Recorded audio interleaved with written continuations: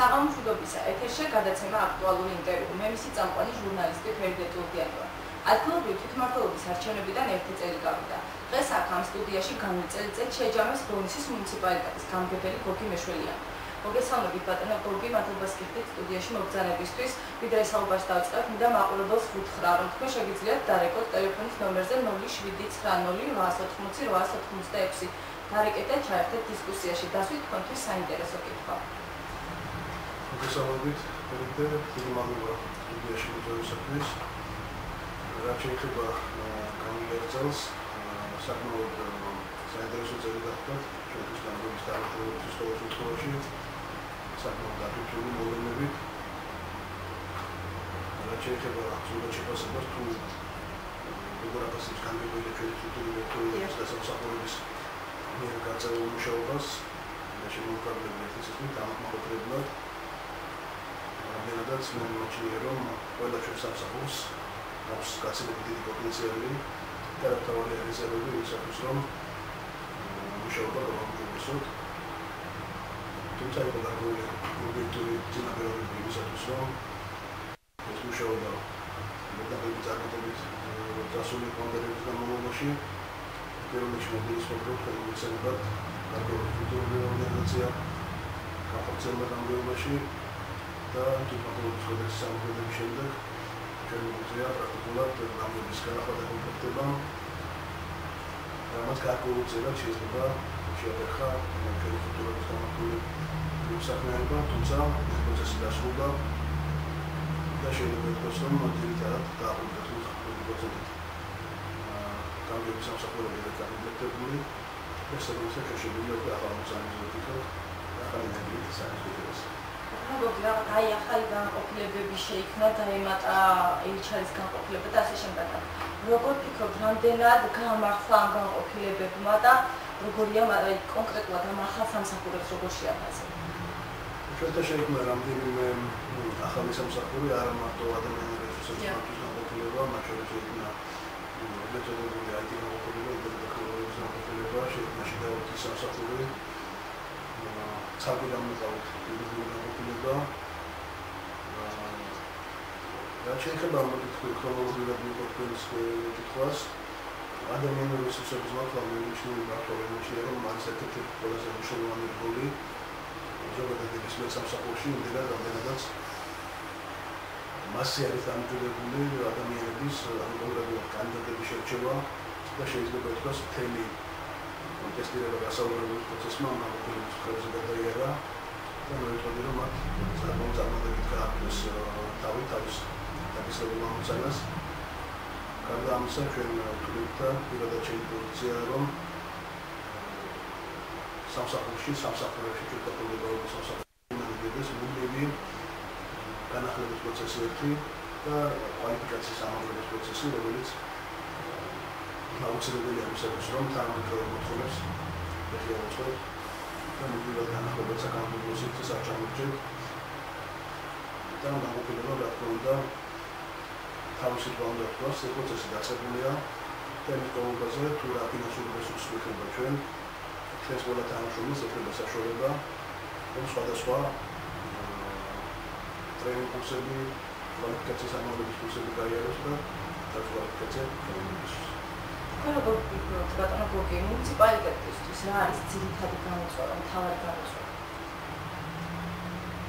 ჩვენს გამოწვევებს მე გავყოფდი ორ ნაწილად. პირველ რიგში ეს არის ზოგადად სოციალურ-ეკონომიკური მდგომარეობა მუნიციპალიტეტში და მეორე ინფრასტრუქტურული მდგომარეობა. განსაკუთრებით, რომ პირველი მოთხოვნა რა ჩვენთან არის, ეს არის დასაქმების მოთხოვნა და შესაბამისად ახალი სამუშაო ადგილების შექმნა არის ძალიან მნიშვნელოვანი გამოწვევა ჩვენთვის და ასევე მნიშვნელოვანია ქალაქის და არა მარტო ქალაქის ზოგადად მუნიციპალიტეტის ინფრასტრუქტურის მოწესრიგება და ჩვენს მოსახლეობას კონდეს ადეკვატურ საცხოვრებელ გარემოში ცხოვრების საშუალება.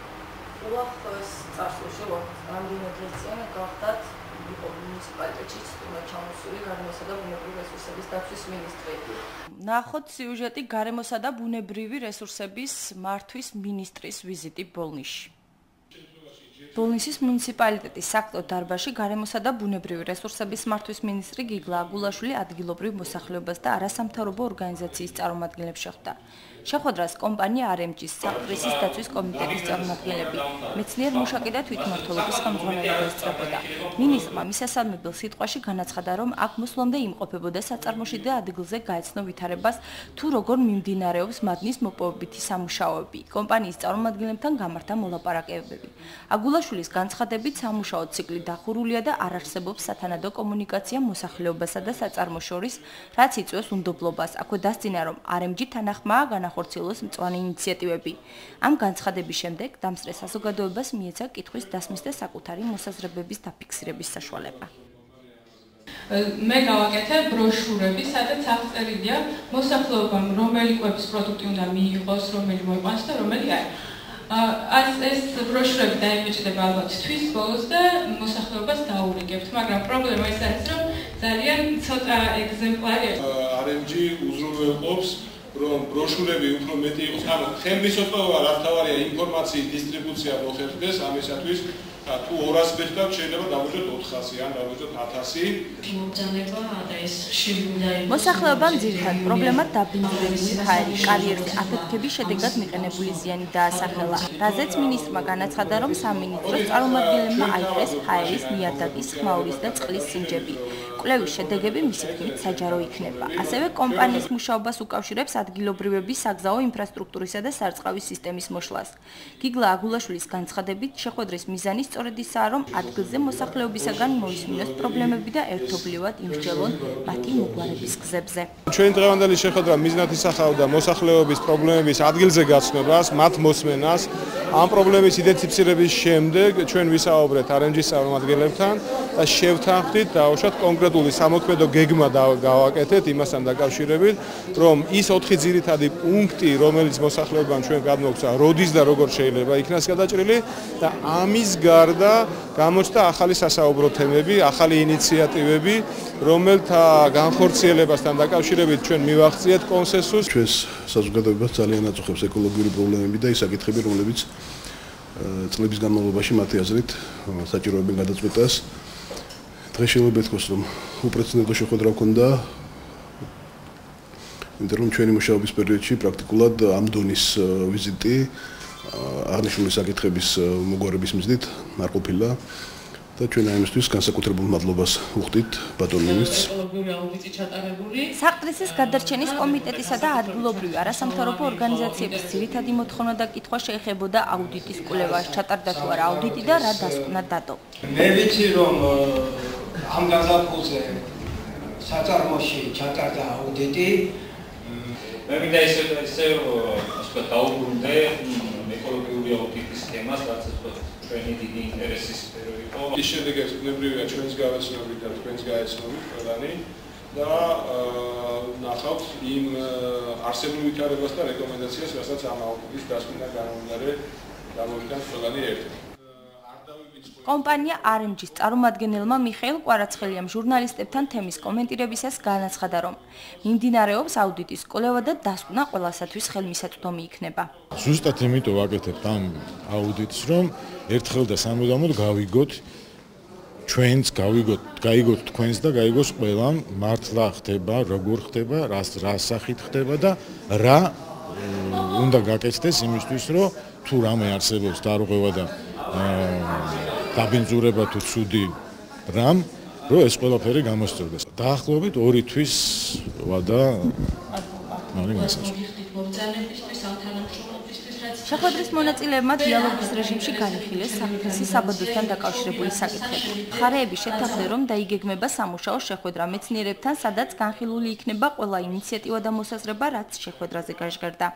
მინდა გითხრათ, რომ მინისტრი გაესაუბრა კიდევაც მოსახლეობას და დაისახა რაღაცა კონკრეტული გეგმები, რომელიც იმედია განხორციელდება და რომელიც რაღაცნაირად დიდ წვრილს შეიტანს ყოველ შემთხვევაში ამ ეკოლოგიური პრობლემების დაძლევის გზაზე. ძალიან მნიშვნელოვანი იყო ის, რომ აქვე ადგილზე რაღაც პრობლემების იდენტიფიკაცია მოხდა, ჩამოთვალეთ ეს პრობლემები და მათი გადაჭრის ზოგიერთის მაინც გადაჭრის გზებიც დაისახა.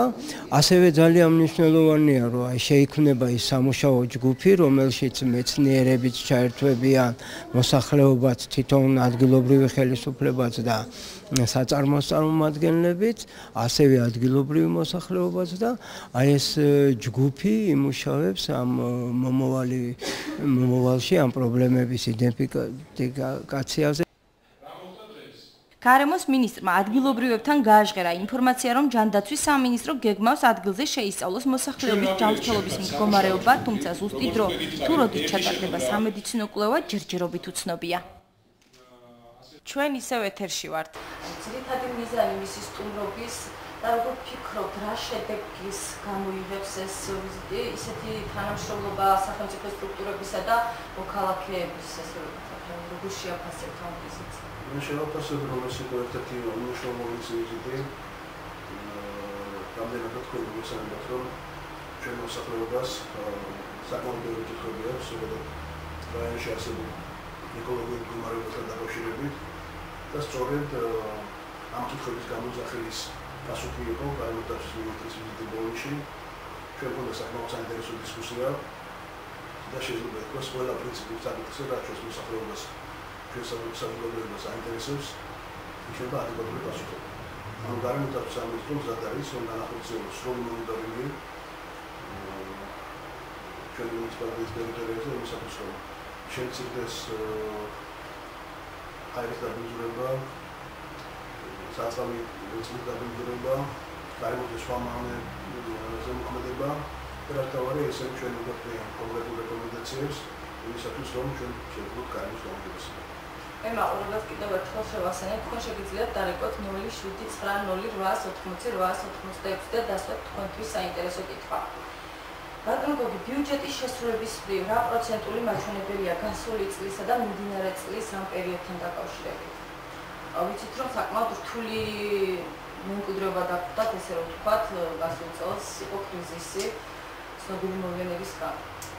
შარჩენილი კრიზისიდან შეიძლება ითქვას, რომ სისტემური გადაწყდა მოხდა და ჩვენ მოვახერხეთ გამოსვლა თუ ციფრობრივად შევადარებთ შარშალის თვის განმავლობაში ადგილობრივ ბიუჯეტში მობილიზებული იყო 5.200.000 ლარი, წელს გვაქვს მობილიზებული უკვე 10.800.000 ლარი, ანუ 217%-ია შარშალის ბიუჯეტის, მაგრამ ამან ეხლა უნდა თქვა, რომ აღდგა მიჩნევს მცდარი ილუზიები, რომ ჩვენ გვაქვს განსაკუთრებულად დიდი შემოსავლები და ჭარბი შემოსავლები, რომ შარშანდელი წელი იყო ძალიან ცუდი, შესაბამისად შარშანელმა ჩაანამ ძალიან ბევრი შეფერხება გამოიწვია, პრაქტიკულად არ განხორციელებულა არც ერთი ინფრასტრუქტურული პროექტი პირველი 8 წლის განმავლობაში და შეფერხებები იყო სხვადასხვა მმართველობის დაფინანსებაშიც და ჩვენ მოგვიწია ფასმაჟორის სიტუაციაში მუშაობა. რა თქმა უნდა, ჩვენ უნდა აღვნიშნოთ ჩვენი განაყოფიერების ნაბიჯის პროგრესის საწარმოს პარტნიორული მუშაობა ჩვენთან და რა თქმა უნდა ფინანსამენტი და შემოსავლების სამსახურის მუშაობა, რომელიც საკმაოდ განებით მოუწოდებს ჩვენი რაიონის დასაჭერისთან, შეიძლება ითქვას, რომ საკმაოდ ინტენსიურ რეჟიმში თანამშრომლობენ ჩვენთან, ეს დღევანდელი შედეგიც არის ამ სამხრეთი თანამშრომლობის შედეგი. თქვენ აღნიშნეთ, რომ მთავარი გამოწვევა მუნიციპალიტეტისთვის ერთ-ერთი მთავარი გამოწვევა ინფრასტრუქტურული პროექტებია. ვიცით, რომ ინფრასტრუქტურული პროექტები მიმდინარეობს მუნიციპალიტეტის მასშტაბით, თვითონ ქალაქშიც მიმდინარეობს ეს პროცესი. უფრო კონკრეტულად რა გაკეთდა, რა კეთდება ამ მხრივ და რა უნდა გაკეთდეს უახლოეს მომავალში კიდევ. მე ზოგადად რომ აღნიშნათ რა ხდება ინფრასტრუქტურული პროექტების მიმართულებით, თქვენ ისედაც რომ ბოლო 2 წელი ბოლოში საკმაოდ კრიზისული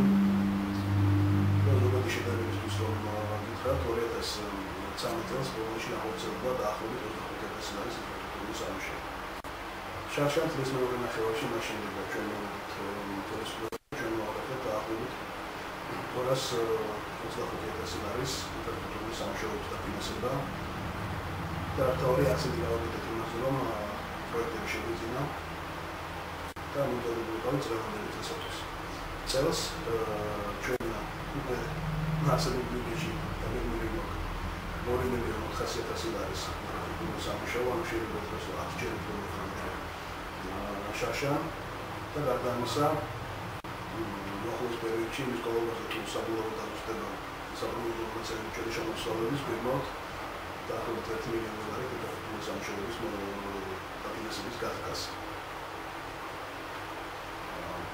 რაც შეეხება კონკრეტულ პროექტებს,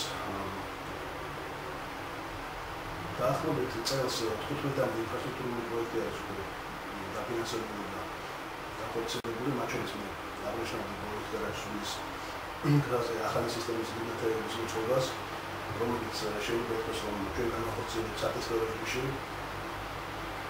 ჩვენს მოსახლეობას რომ მოუწოდოთ, რა ნიშნავს მიმართება, ეს სანათლებული უმეტესობა ალბათ იცის, მაგრამ მაინც რომ კიდევ ერთხელ დავასრულოთ, ეს არის ნათელი თანამედროვე სისტემა, რომელიც იძლევა დაახლოებით 65%-იან ეკონომიას დენის ხარჯში.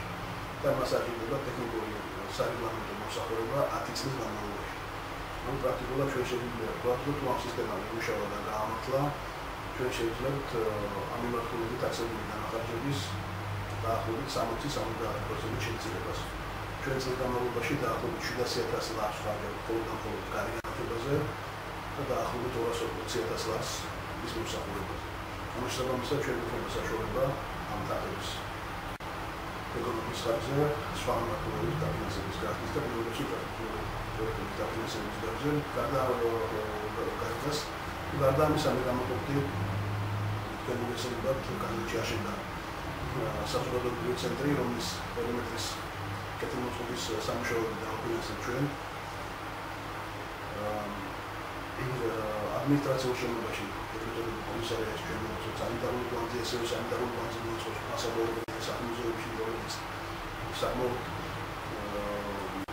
ტურისტული მუზეუმის ობიექტია და შეიძლება ითქვას, რომ დღემდე გაფუნქციონირებდა გამართული სოლიძებელი, რაც საკმაოდ ბევრ უპირატესობას მივიდა როგორც ადგილობრივი მაცხოვრებლებისთვის, ისევე მუზეუმის თანამშრომლებისათვის და რატოა ტურისტებისთვის.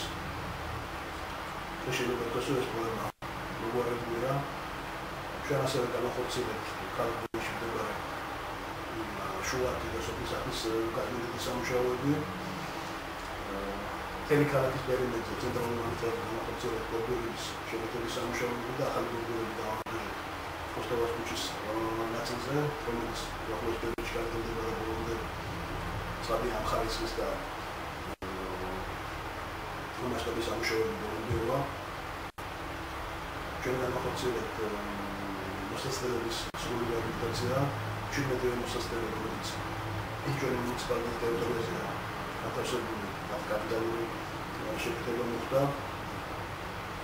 დაბა გაზრეთში 5 კორპუსს მოუწესრიგეთ კანალიზაციის სისტემა, 3 კორპუსს მოუწესრიგეთ სახურავი, ქალაქ ბოლის მუსიკალურ სკოლას დავამონტაჟეთ რატობის სისტემა, რაც დღემდე არ იყო. უზრუნველყოფით დაბაბალეჭის ბაგაბაღში სასმელი წლის მიწოდება. განახორციელებთ ქალაქ ბოლოში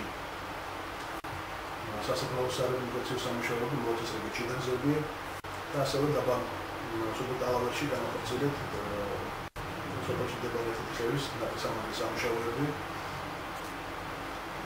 დღეს რაც მიმდინარეობს პროექტები, ჩვენი ადგილობრივი დაფინანსებით დაახლოებით 400,000 ლარის პროექტები მიმდინარეობს ამასთან ერთად. მათ შორის თქვენი ციფრული კარიერა შეიძლება სოციალური სასწავლისი. ჩვენი ძალებით ხორციელდება დაახლოებით 4-მდე სანიტარული სისტემის შეუძლება და გარდა ამისა ჩვენი პროექტები, რომელიც ხორციელდება სოციალური პროგრამით და რეგიონალური პროგრამებში განახორციელებული პროექტების ასევე მიმდინარეობს ქალაქში სასმელი წყლის ქსელის რეაბილიტაცია, თუმცა დღესდღეობით სასმელი წყლის პრობლემაზე საუბრობს თითქმის მთელი მუნიციპალიტეტის მოსახლეობა ამბობენ, რომ ხშირ შემთხვევაში საერთოდ არ მოდის, ან უკეთეს შემთხვევაში ძალიან მცირე დროით. რა შეგიძლიათ უთხრათ, როგორც რაიონის ხელმძღვანელმა ამ მოსახლეობას ამ საკითხთან დაკავშირებით თვითონ მუნიციპალიტეტს რა შეუძლია გააკეთოს ამ პრობლემის მოსაგვარად? სასმელი წყლის რეაბილიტაციას როგორ აფინანსებს მუნიციპალური განვითარების ფონდი. ეს არის საკმაოდ ძირითადი და საინტერესო პროექტი. და როგორც გაცხადებულია ამ პროექტის დასრულების შემდეგ რეგიონში უნდა ქონდეს 18 საათიანი წყალმოვარდნა უდნების და სეზონის მიხედვით. რაც შეეხება წყლის პრობლემას, თუმცა თუ მოდერნებას ახდენს გაერთიანებული წყალმოვარდნის კომპანია, რომელიც გახლავთ სამი დროს შეგვიძლია საზოგადოების საზოგადოება და შეიძლება ითქვას, რომ მუნიციპალიტეტის ჩარევა უშუალოდ წყლის მიწოდების ადმინისტრირებაში პრაქტიკულად გამოიწვია. რაც შეეხება წყლის პრობლემას, ზოგადად წარმოგვიდგება, რომ კონდეს ჩვენ ქალაქ თბილისის მოსახლეობა მოიხმარს 600 ლიტრი წყალს ერთ მოსახლეზე. ბოლოში ხარჯი გახლავთ 700 ლიტრი ერთ მოსახლეზე დღის განმავლობაში. რა შეიძლება ვთქვათ ამასთან მიმართებაში? ჩვენი მოსახლეობა ან პრაქტიკულად ორივე ძირითადი წყლის სისტემა, რომელიც ქალაქს ამარაგებს, ან ოზები თბილისში ორჯერ ისება, მაგრამ მოხმარება აღემატება ამდაგელ მაჩვენებელს. აღემატება იმიტომ, რომ ქალაქში პრაქტიკულად მოშლილია სარწყავი სისტემა და მოსახლეობას უწევს სასმელი წყლის გამოყენება თავისი ნაყოფების მოსარწყავად. ანუ ჩვენ თუ აქ რაღაც კომპრომისი არ მოვზენებთ, პრაქტიკულად შეუძლებელი იქნება ამ პრობლემის დაარღვევა. ერთი გზა არის, რომ ჩვენ წავედით ქალაქში სარწყავი სისტემის მოწესრიგების მიმართულებით, რაც იქნება საკმაოდ ძირითადი პროექტი და მეორედ გზა გახლავთ, რომ სოლიდარულად ვცადოთ ზაფხულის პერიოდში წყლის გამოყენების შეცვლილება, საკუთარი ნაყოფების მოწმის მიმართულებით და სხვა მოქალაქეების მიზნით დაგეგმარების საშუალება, რომ საფუძველი მიზნებისათვის კონდეთ სასმელი წყალი. ეს მოდელები შეთაშორის ვერ ქვეყანაში აღოდინებული, დაუშვათ ისრაელში. სასმელი წყალს გააჩნია კატეგორიზებულია მოხმარების რაოდენობის მიხედვით გადასახადი და რასთავარია დაწესებულია ზედაზღვარი.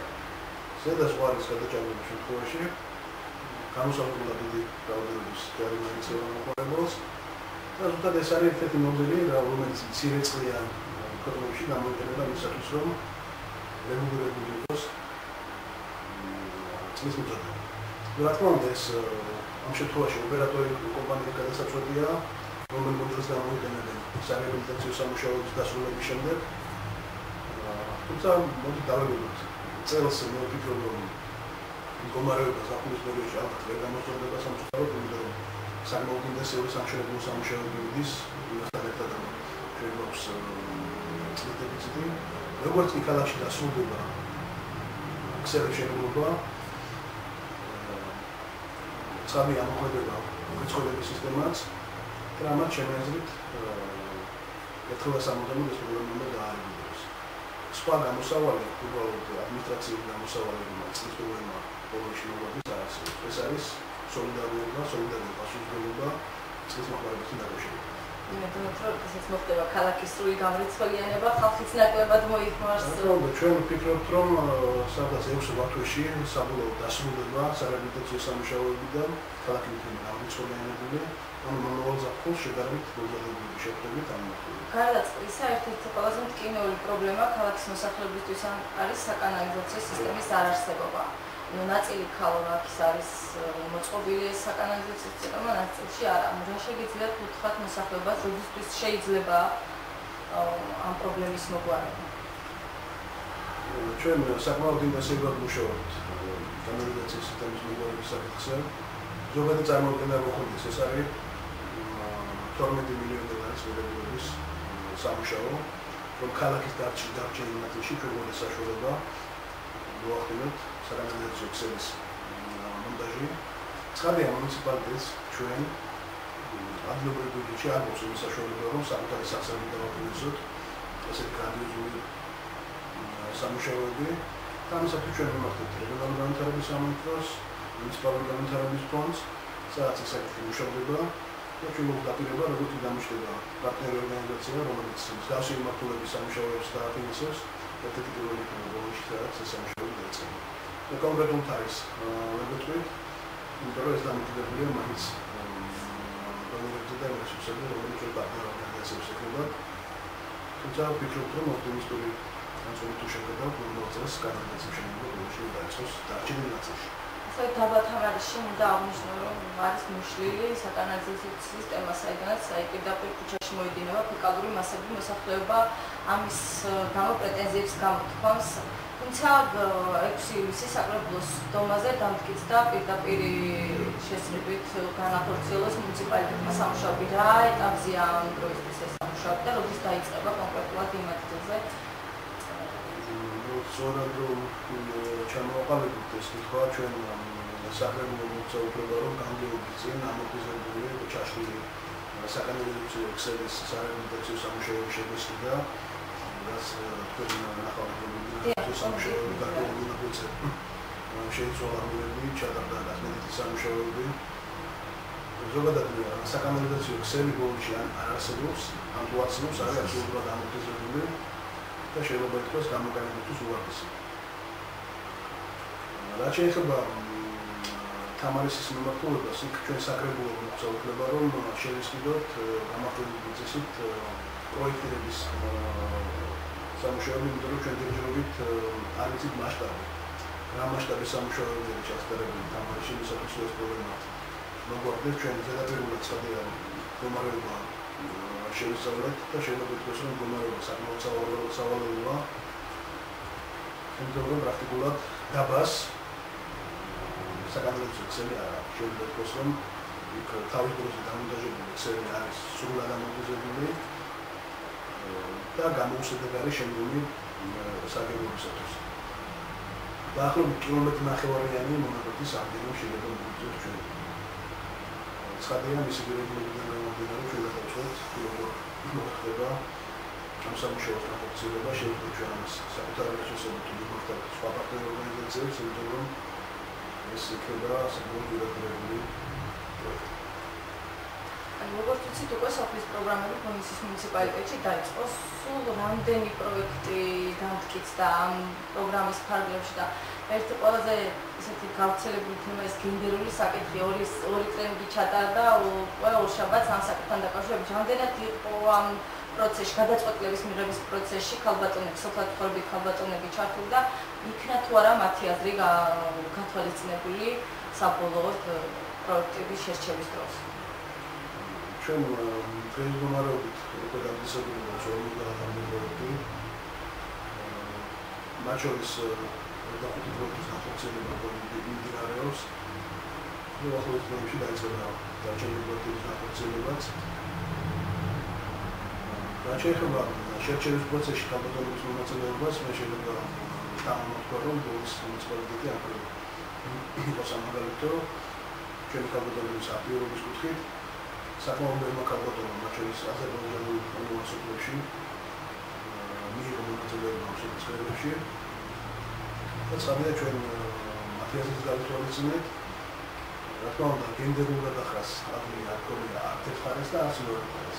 ანუ ჩვენ ზოგადად გავითვალისწინეთ სოფლის მოსახლეობის ყოველ შემთხვევაში კრებებზე მონაწილე ადამიანების უმრავლესობის აზრი. ცხადია ჩვენ თავი პრიორიტეტები რა არის ამ კუთხით? ძირითადად ეს გახლავთ სასმელი წყალი, საწვავი წყალი, რიტუალური სახლების დასრულება, ჩვენ ახალი რიტუალური მოსახლეობის სახლების შენობაზე ვარქვით, ინფრასტრუქტურის სამინისტროს რეკომენდაციის საფუძველზე და არსებულების, რომელიც შეიძლება მიმდინარეობდა ბოლო 2 წლის განმავლობაში მასშტაბურობას განახორციელებს წელს, იყო სასაფლაოს შემოღების სამუშაოები, კარი განათება და მსგავსი ძირითადი ინფრასტრუქტურული ყოველ სოფელში დაიწყება სამუშაოები ამ კუთხით. დაახლოებით 25 სოფელში მიმდინარეობს, 25 პროექტი მიმდინარეობს და დანარჩენ სოფელში თვითონ ბოლომდე სამუშაოები წესრიგებში. როგორც ჩვენთვის ცნობილია, რეგიონალური განვითარების ფონდმა შესაძლოა წლის ბოლომდე დააფინანსოს კინოთეატრის რეაბილიტაციის მშენებლობა. ანუ ეს რამდენად არის შესაძლებელი და ეს ჩვენ ხელთ არსებული ინფორმაცია არის თუ არა შესაბამება თუ არა სიმართლე.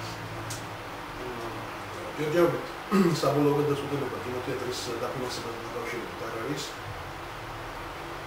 რეგიონში განსახორციელებული პროექტების პარალელში ჩვენ გამოგვიყვება პროექტების საერთო თანხები. ეს გახდა 15,000 ლარი, რომელიც ჩვენ ავითვისეთ. და დღეს გვაქვს საკმაოდ მაღალი ხარისხის პროექტი. თუმცა საკმაოდ ძირადირებული ამასთან ერთად 1,200,000 ლარი გახლავთ. სრული საპროექტო ღირებულება, მათ შორის აპარატური ბავშვების ღირებულებაც არის გადაცემული.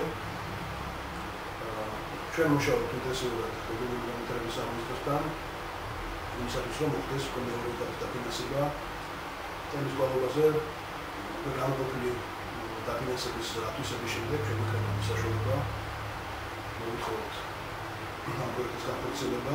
ყოველ შემთხვევაში მე იმედია ნაკლებად მისულობა განსხვავებული და ჩვენი ძალიან დიდი სურვილია ისე როგორც ქალაქში ცხოვრები ახალგაზრდების რომ όλოს კონდეს გამგეობის ჯანმრთელობისა და სოციალური დაცვის სამსახურს აქვს პროგრამა, რომელიც სხვადასხვა საზოგადოების სხვადასხვა თემაზეა გათვლილი. თუმცა მიუხედავად ამ ყველაფრისა, მაინც როგორ ფიქრობთ, რით განსხვავდება მუნიციპალიტეტის, გორის მუნიციპალიტეტის პროგრამა სხვა მუნიციპალიტეტის პროგრამებისგან? რა უპირატესობა აქვს ამ პროგრამას? ჩვენ გვაქვს საკმაოდ საინტერესო პროგრამა, რომელიც შეიძლება ითქვას, რომ ძალიან ბევრ მიმართულებას აფინანსებს. ისევე როგორც ჯერადი მატერიალური დახმარება, ისევე სხვადასხვა მიმართულებით მედიკამენტები, კომუნალური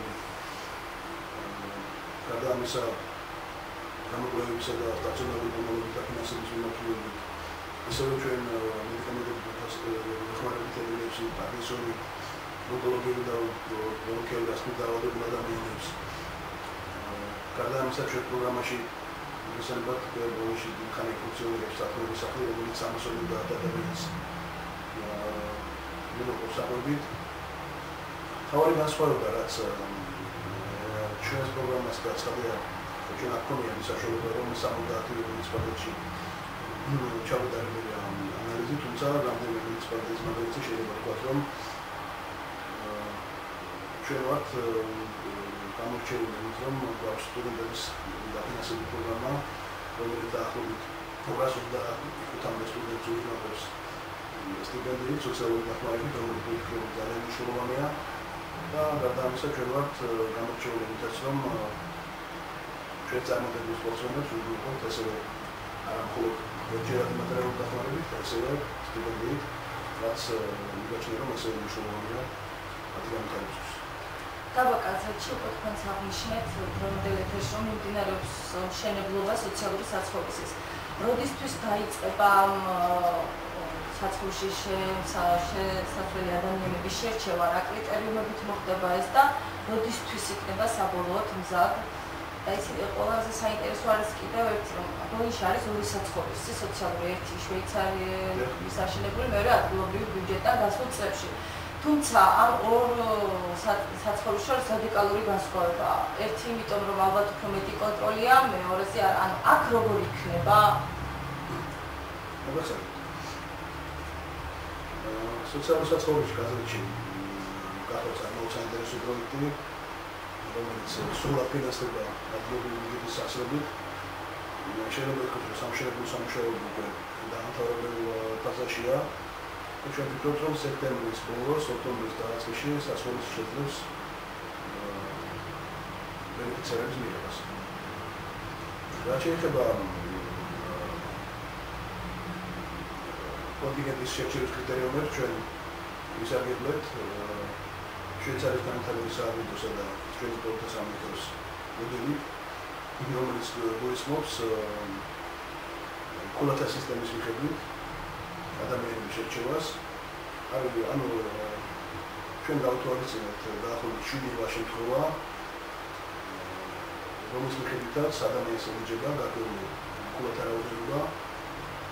ცხადია, მოთხოვნა გაცილებით დიდია, ვიდრე ამ სოციალური სასწაულის დაავადება, ეს დაახლოებით 6 ოჯახს იქნება გათვლილი და სავარაუდოდ ჯერ მეტი იქნება სულიერი კატასტროფების იმედად სასწაულის იქნება საკმაოდ ხარისხიანი გარემოებები და საკმაოდ კარგ პირობებში თავის მაცხოვრებელს. შერჩევა უკვე დაწყებულია, განსხვავებული შენობების ჩვენ ვფიქრობთ, რომ სადღაც 15-20 აგვისტოსთვის კომისია დაიწყებს გადაწყვეტილებების მიღებას იმის მიხედვით, თუ ვინ იცხოვრებს საცხოვრებელში. ვფიქრობ, რომ ის კრიტერიუმები, რომელიც ჩვენ მივიღეთ, მაქსიმალურად გამორიცხავს სუბიექტური გადაწყვეტილების მიღების საშუალებას. ანუ ეს პროცესი იქნება აბსოლუტურად გამჭირვალე. ცხადია, უკმაყოფილო ადამიანების დარჩენია, რომლებიც თავისი მართლისთანხმებას აფორმებენ აიძულებენ, თუმცა მე გამორიცხავ, რომ იქ ვინმე მიიღოს სუბიექტური გადაწყვეტილება. ჩვენ შეფასების სისტემა გვაქვს შეიძლება იყოს აპრობირებული და ეს შეფასების სისტემა უზრუნველყოფს მაქსიმალურ გამჭირვალეობას და რა თქმა უნდა სამართლიანობას გადაწყვეტილების პროცესში. Გოგი, გავრცელდა ინფორმაცია, რომ საწარმო უნდა აშენდეს სოფელ ნავთობში. კონკრეტულად რა საწარმო უნდა აშენდეს, როდით არის თუ არა ცნობილი, როდის დაიწყება მუშა პროცესი და ვინ განახორციელებს ინვესტიციას? ეს პროექტი საკმაოდ საინტერესო საინვესტიციო პროექტია. თქვენს რომ ჩვენ ექსპორტები ვართ დაფუძნებლები რეგიონალური განვითარების სააგენტოში. და შეიძლება ითქვას, რომ ეს სააგენტო ინტენსიურ რეჟიმში მუშაობს ინვესტორთან. ეს გახლავთ აზერბაიჯანული საინვესტიციო კომპანია, რომელიც აპირებს ბოლოში კიდევ მახუჩი განახორციელოს შაქრის გადამამუშავებელი საწარმოს შენობება, ტელეკომპლექსის შენობაზე ასაუბარი, რომელიც თავისთავად მოიცავს რამდენიმე ქარხანას, რომელიც გარდა შაქრისა უყურებს მოცხოვრებაში საჭირო სხვადასხვა საკვების გამოშვებას. პროექტის საწყისი ღირებულება არის დაახლოებით 100 მილიონი ლარი და მინიმუმ 500 სამუშაო ადგილი შექმნას, მას შემდეგ ეს პროექტი გახორციელდება. ჯერჯერობით შეიძლება ითქვას, რომ მიმდინარეობს მიწების შერჩევა, მოთხოვნის სამუშაოები, სხვადასხვა პირობების დაზუსტება. ამ პროცესში ინტენსიურად ჩართული ჩვენ განვითარებული მას უნდა ასევე თუნდაც დაუხმოვდა ჩვენ ვიჩვენებთ გასულ პროექტებში საბოლოოში დაგეგმებს იმას რომ განვითარება არის გამოწვევს ჩვენ ვქნით რომ ოპტიმისტები წელს მეორე ნახევარში შეიძლება რომ საწარმო შეგვიძლია დაწყოთ. ეს უკვე ის მე დამოკიდებულია ინვესტორზე, არაჩვენზე. ამ მომენტში სადავასო და დავერების პრობლემები შენობების ნებართვაზე მომართვას, როგორც კი ჩვენთან შემოგვიყვანოს ნებართვაზე მოთხოვნა, თქვენ გეხმაროთ ამის ინფორმაცია და ცხადია ჩვენ ეს პროექტს აღშევაკეთებთ და მაქსიმალურად და ოპერატიულად შეიძლება სამომავლო დასრულდება. ახლა გადავიდეთ სიოდის თემასთან დაკავშირებით, იმიტომ რომ საკმაოდ აქტუალურია და სხვადასხვა მოსაზრებები ავსწრებთ. გავრცელდა ინფორმაცია, რომ შესაძლოა საფეხბურთო გუნდმა სიონმა ახალი სეზონისათვის თამაშები საკუთარ მოედანზე ითამაშოს. რამდენად შეესაბამება ეს სიმართლეს, რა სამუშაოები მიმდინარეობს ამასთან დაკავშირებით თამარ სტეფანეს სახელობის ცენტრალურ სტადიონზე და დაბრუნდება თუ არა სიონი? ჩვენ გვაქვს ძალიან დიდი იმედი, რომ სიონი დაბრუნდება და ამ მხოლოდ იმედი შეიძლება ითქვას, რომ არის ჩვენი კატეგორიული პოზიცია. და შეიძლება მუნიციპალიტეტის მიერ დაფუძნებული გუნდი თამაშობდეს სხვაგან. ეს არის პირველ რიგში ჩვენი ინტერესი, რომ ჩვენ საფეხბურთოს კონდეს საკუთარი გუნდის ხმის საშუალება აფრიკაში და არა ნეიტრალურ სტადიონზე. გარდა ამისა, ჩვენ ვთქვით, რომ ფეხბურთი ემოციისგან აღებულის გარეშე ესე რაღაც განკარგული სივრცეში ჩაკეტილად, რაც არ უნდა მაღალი ხარისხის სტადიონზე ითამაშოს გუნდებმა, ვერ განვითარდება. იმიტომ რომ ფეხბურთი ჭირდება სტუმრები და ნებისმიერი ფეხბურთელის სტუმრები პირველში ახალ მაგორებისგან მიღებული შეფასება. თუნდაც მართლის შემთხვევაში ფსიქოლოგიური ზეწოლა, რომლის გარეშეც სპორტსმენი ვერ შეგვიყვება. ეს განაპირობებს სწორედ ის პასუხისმგებლობა ზოგადად საზოგადოების წინაშე და ეს ზრდის მას პროფესიონალ სპორტსმენად იღებენ. რაც შეეხება სტადიონს, ჩვენ სტადიონზე მოსამზადებელი სამუშაოები გაწეული გვაქვს. პირველ რიგში შეეხება თვითონ მოედნის საფარის გაუმჯობესებას. თქვენს დროშებს შექმნით სპორტული სამსახური, რომელიც წარმოადგენს რეჟიმში ურის მას შეიძლება ითქვას, რომ აქტიურად პატრონობს ჩვენ სტადიონებს და მოედნის საფარის ხარისხზე ეს არის ახალგაზრდაც. გარდა ამისა, ჩვენ ფეხბურთის ფედერაციის საერთო განყოფილების დეპარტამენტის რეკომენდაციების საფუძველზე გადავწყვეტ გარკვეული თანხები გამოგვიყვება იმისათვის, რომ უსაფრთხოების პარამეტრები მოგებანოს სეზონში ფედერაციის მოთხოვნებთან და განხორციელებინა სამუშაოები თვითონ საშუალებებით და სპანკრატული მოსაწესრიგებია. სამუშაოები დღეს ინტენსიურ რეჟიმში მიმდინარეობს და ჩვენ ვფიქრობთ, რომ სადღაც 2 კვირის შემდეგ ჩვენი შეფასებით გადაიღება იყოს საქართველოს ეროვნული ჩემპიონატის თამაშების მისაღებად. იქ პატარა მიმოსები რომელიც მოსულ კარგი ჩარჩოები ცნობილია თანამედროვე სტანდარტების დამონტაჟის და თუმცა ყველაფერი ნახავთ იაფისებულა, თუმცა იმისათვის რომ ჩვენ ვიშლოთ ჩვენ სტადიონზე თვითონ კაბინეტის აქვე ისმის კლუბის წინააღმდეგ ბრალდებები საინიციატივო ჯგუფი მოგესალმება შექმნილია და ამბობენ თუ ეს შესაძლებელი იყო, რატო აქამდე არ მოხდა, თქვენ რა შეგიძლიათ პასუხობთ თქვენი კუთხით ბრალდებას. ამბობენ რომ არ არის სათანადო დროს გაგზავნილი წერილები ფედერაციაში. როგორც ვიცი, წერილები გაგზავნილია, გარდა წერილებისა ჩვენ გქონდა პირადად მქონდა საკმაოდ ინტენსიური ურთიერთობა ფედერაციის ხელმძღვანელობასთან. ლონდონის სტადიონს მოედნის საფასადზე ერთი თავისებურება პრაქტიკულად მოედნის დიდი ნაწილი ახლა ელექტროდრომული ბერგული ბალახის ხარჯზე, რომელიც ოქტომბრის თვეში ცდილობს გადაგვარებას და შეიძლება ითქვას, რომ ოქტომბრიდან აპრილამდე ამ სტადიონზე თამაში არის შეუძლებელი. გარდა ამისა, სხვადასხვა პერიოდში იყო რეკონსტრუქციის დაწყების მოლოდინები და შეიძლება ამანაც განაპირობა ის, რომ ინტენსიური არის კონტაქტები ფედერაციასთან, მოთხოვნები. თუმცა მე მიმაჩნია, რომ ეს ყველაფერი არის მაინც არა კლუბის ბრალი, უფრო გაუგებრობის შეუთანხმებლობის კლუბს განყოფილებას და ფედერაციას შორის არასაკმარისი კომუნიკაცია. რაც შეეხება კლუბის მიერ მიწებულ წერილებს და ინტენსიურ სამუშაოებს, მე თავად მოხდა წერილები და თავადაც ვიყავ ჩართული შაშობელი ზაფხულის პერიოდიდან პროცესში, თუმცა მაშინ სტადიონის გამოყენება ჩვენ მოახერხეთ იმისათვის, რომ დაბრუნებინა სიონი, მით უმეტეს, რომ სტადიონზე თამაშობდა რამის კლუბიც, კლუბის შემადგენლობით და შეიძლება ითქვას, რომ მოედნის საფარი იყო სავალალო დღეში. ჩვენ საკმაოდ ინტენსიურმა აკეთებულმა მოიწევმა მოუწა პირველი საშუალება, რომ მოედნის საფარი გამოჯობესებული იყო და ამის შემდეგ წამოვიდა ფეხბურთის ფედერაცია იმსაუბრებზე, რომ ტექნიკურად განხილოს შესაძლებლობა ფეხბურთის განვითარებას. დამატებით კიდევ აღონისებები იგებნება გულში ფეხბურთის განსაკუთრებულად მართალია ფეხბურთზე გავრცელდა, მაგრამ რატომღაც ყველაზე აქტუალური არის ეს სპორტი დღესდღეობით გულში. ზოგადად ესე მარტივად რომ ვთქვათ, ჩვენ საფეხბურთო ინფრასტრუქტურა გვაქვს ჩანასახით პროგრამებში, შეიძლება ითქვას, რომ გვაქვს რამდენიმე სტადიონი, რომლებიც ვერ აკმაყოფილებენ იმ მოთხოვნებს, გასაჭიროა თანამედროვე საფეხბურთო კლუბის ჩამოსაყრებლად. რაც შეეხება კონკრეტულად დღევანდელ ვითარებას, გარდა იმისა, რომ ცენტრალურ სტადიონზე მიმდინარეობს სამუშაოები, ჩვენ გვაქვს შეგრძნილი რადენის და კაზეთის სტადიონების სრული რეაბილიტაციის პროექტები.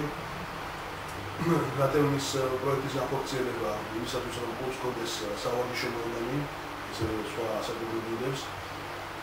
შესაძლებელია მოხდეს პერიოდში დავიწყოთ, იქ წარმოიშვა მცირე ტექნიკური პრობლემა, რომელიც პრინციპში მცირე ტექნიკური პრობლემა არ გახლავთ, რომელიც არის სარწყავი სისტემის პრობლემა, რადგან ეს სტადიონი აქამდე იწვევდა კენძო საკუთრის ტერიტორიის გამავალი არხიდან, რომელიც პრაქტიკულად არ ფუნქციონირებს და ჩვენ ექსტრემალურ რეჟიმში ვიწევთ ახალი საწყარო სისტემის პროექტის შეძენა, როგორც ეს პროექტი მოხდა ჩვენ რატოვის სტადიონის რეალიზაციას განახორციელებთ და მომავალში ესე ვიგმოთ, როგორც მეამბოში.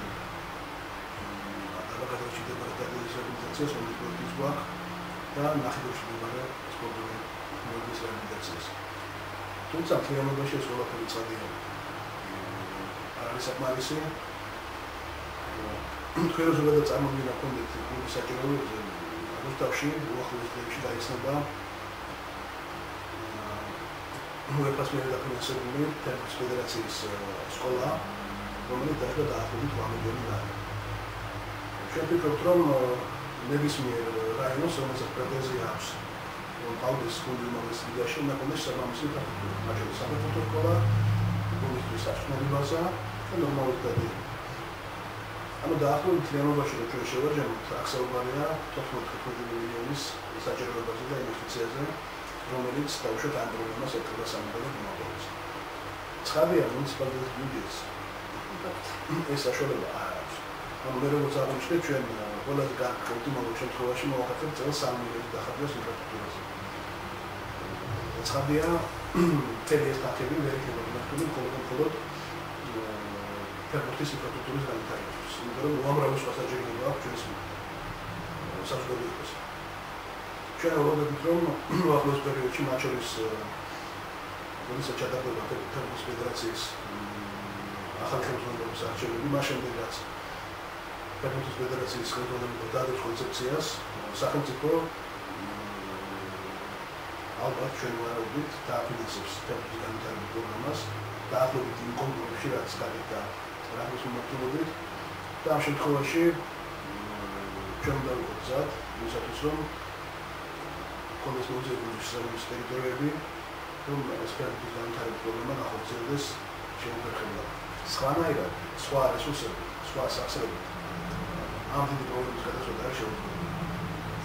გარდა ფეხბურთისა, ბუნში არის სხვადასხვა სპორტული სახეობები განვითარებული და საკმაოდ წარმატებულები არიან.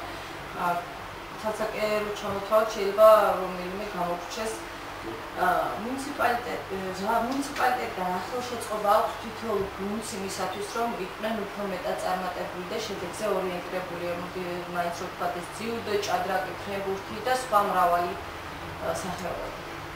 თქვენ იცით, რომ ჩვენ გარდა საფეხბურთო კლუბის იმისა ვაფინანსებთ რაგბის კლუბს, რომელიც შეიძლება იყოს საკმაოდ წარმატებული კლუბია. საფეხბურთო სამეურნეოში პროექტები ესე საკმაოდ წარმატებითი ესპანიზეს ესპუარებმა დიდებული შემოგვიყვება და დაახლოებით 200-ზე მეტი ბავშვი ვარჯიშობს გუნდში სარაკმო სექციაში.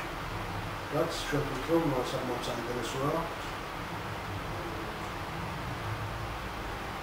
თქვენ ახსენეთ სხვადასხვა მმართველობებით, ჩვენ უახლოეს წარსულში დავაფუძნეთ ძიუდო სკოლა, თუ გავითვალისწინეთ ძიუდოს ფედერაციის რეკომენდაცია და ეს მმართველობა გამოტოვით ჩვენი სპორტსკოლისგან, იმისათვის, რომ მას ჰქონდეს უფრო მეტი ოპერატიული თავისუფლების საშუალება, უფრო მოხდარი მიიღო გადაწყვეტილებები და საკუთარი საჭიროებით თავები დააფინანსონ. ჩვენ ასევე გვაქვს საჯარიმო სკოლა. და შეიძლება ითქვას, რომ ბოლოში სპორტის დაფინანსების მიმართულებით საკმაოდ კარგი მდგომარეობა, იმიტომ რომ თითქმის ყველა ტრადიციული სპორტის სახეობაა ჩვენ წარმოგვიდგენილი. მათ შორის ბოლოში მოგესალმება ფრენკის საკმაოდ პოპულარულია და განვითარებული. და ჩვენი საზოგადოების პარტნიორში ყველა სპორტულ კოლექტივს ვაფინანსებთ და ვაძლევთ მათ ის საშუალებას, რომ მიიღონ მონაწილეობა მათი გათამაშებაში და შესაბამისად მათი წარმატების შემთხვევაში ახალგაზრდა ახალისებს. თქვენ ახსენეთ რაგბის გუნდი და საკმაოდ დიდი ხანია მიმდინარეობს საუბარი იმაზე, რომ ბოლოში უნდა აშენდეს სარაგბო რაგბისთვის ბაზა. სავარაუდოდ ამისთვის ტერიტორიაც უკვე შერჩეულია. რა შეგიძლიათ რომ ვთქვათ, რა ეტაპზეა ეს სამუშაო და ეს პროცესი? ტერიტორია შერჩეულია, ეკონომიკის სამართლით ჩვენ დაახლოებით 3 ჰექტარი ტერიტორია რაგბის სამართლისათვის. ჩვენ ვეგმოდით უკვე ინგლისის თვეში შესაბამისი მიმართულების გაზავნას. თუმცა ბოლო პერიოდში საქართველოში განვითარებულმა პრობლემებში მოსწავლეს იქნება. მოგებულებს, რომელიც პირველში დედაქალაქში ერქვა და მერე სხვადასხვა რეგიონებს. ცოტათი ეს პროცესი შეატარდა და გადაავალდა. თუმცა ჩვენ თვითონ უახლოეს პერიოდში დავიწყებთ გავაგრძელებთ მუშაობა სამმართველოებით. იმისათვის რომ ბოლოში კონდეს არბაზა, სხვანაირად ჩვენ მხრიდან ესეთი ინვესტირება გამოსვლების საბადარებდა შეწყვეტილი. თუ ჩვენ აღიქმება სერვისის ინფრასტრუქტურა, სერვისის ბაზა, მაშინ ალბათ უნდა შემოვიყვანოთ სხვა საფაშო გუნდების დაფინანსებით და არა უმაღლეს ლიგაში დაფინანსებით და ჩვენ ცალია ჩვენ გუნდის სამფლობელოს და ყველაფერზე ჩვენ გვაქვს და სადაც შემოგვიყვანს გუნდებში ჩვენ ვიზრდება საბოლოო პასუხი კეთდება თუ არა შეიძლება თუ არა მე კიდევ ერთხელ შევასრულებ მაყურებელს სტუდიის ტელეფონის ნომერს 0708088886.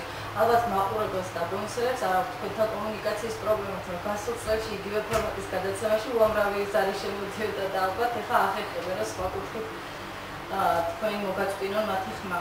ბატონო გოგი, კულტურული ცხოვრების წესით საკმაოდ განებივრებულია ბულმისი, არის სხვადასხვა სახეობები. როგორ შეაფასებთ ზოგადად კულტურის მუშაობას? არაერთი ღონისძიება გაიმართა ამ ბოლო პერიოდის მასშტაბზე, საკმაოდ ფართო მასშტაბით. მე მგონი თვითონ კულტურის მიმართულებით აქტიურობა არის თავი შეფასება. პრაქტიკულად ყველა ის ღონისძიება, რომელიც ბოლოში ახორციელდა, ძირითადად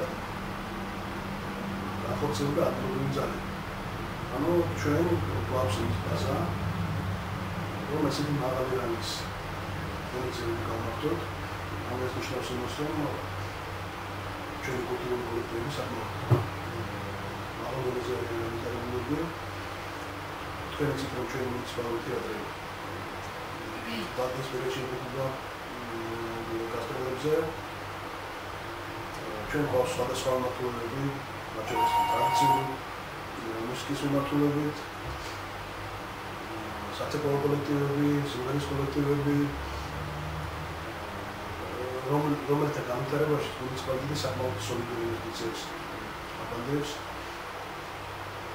რა თქმა უნდა, შეიძლება ვიღაცას კონდეს გაცდა, რომ გაცილებით მეტია საჭირო, თუნდაც ამ კოლექტივებში არსებული სახელმწიფო განაყოფის გადასათვის, თუმცა დაგვრჩებთ, რომ მუნიციპალიტეტს დღეს მეცხრეობა საბჭოთა სოციალურ შეუძლია. ასევე არსებობს უამრავი სახელმწიფო წრე, სადაც სხვადასხვა ხელოვნებას ეუფლება ახალგაზრდობა, სოციალურად დაუცველი ბავშვებისთვის, ოჯახების, შვილებისთვის თუ არის რაიმე შეღავათები ამ წელს? რა თქმა უნდა, ჩვენთვის მარჩეულ დაკავებული სოციალურად დაუცველი დევნები და შვილები ექებითი ყველა მუნიციპალურ კოლექტივში, როგორც და აფუძნებელი შეღავათი. ჩვენ ვფიქრობთ ამ მართულობით კიდევ უფრო შეღავათით აქცევაზე და ვფიქრობთ, რომ სოციალურად დაუცველი ოჯახებიდან, ბავშვებიდან, დასაჯულოდან ასპარეზობენ შეღავათით და ალბათ ამას ვაკეთებთ ჩვენ. მაყურებელი იყო ხაზი, თუმცა გაითიშა, თქვენ შეგვიძლიათ კიდევ ვცადოთ, სულ რაღაც 10 წუთი გვაქვს დარჩენილი. მე მინდა ერთი ინფორმაცია გავაჟღერო პირდაპირ ეთერში. სამაუწყებლო კომპანია ბლუმილმა მოიპოვა რადიოს ლიცენზია, რომელიც იმაუწყებლებს 500 ვოლტის სიმძლავრით. ლიცენზიის შესაბამისად მისი ეთერი მოიცავს ბოლნისის, თეთრიწყაროს, დმანისის, მარნეულის, რუსთავისა და გარდაბნის მუნიციპალიტეტების ნაწილს. თქვენ როგორ ფიქრობთ, რას შეუწყობს ეს ხელს და ისევ აქტიურად ითანამშრომლებთ თუ არა რადიოსთან, როგორც ტელევიზიას? რა თქმა უნდა, რადიოს მომსახურება და რადიოს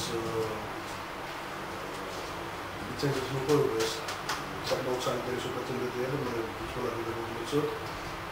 ჩვენ უნდა გვიგვაჩნია, რომ რაც მეტი კომუნიკაცია გვექნება ჩვენ მოსახლეობასთან და კომუნიკაცია არ არის საფრთხე. ეს არის უფრო საინტერესო. თქვენი ციფრა მოახერხოს წარსულში რამდენიმე წლის წინ ჩვენ გავაკეთეთ ჩვენი მუშაობის ანგარიში და ჩვენ გვაჩნია, რომ ეს ანგარიშები ყოველ დღეს შედგება გაკეთდეს ჩვენი მხრიდან, რათა ჩვენ მოსახლეობას ჰქონდეს სრული წარმოდგენა თუ რა საფრთხეა პროდუქტად და ამიტომ მუშაობ რასვაფინანსებ რა ჩვენი პროექტები იმისათვის რომ აქ გქონდეთ საკუთარი მოთხოვნების ჩამოყალიბების და ჩვენამდე მოსალის საშუალება.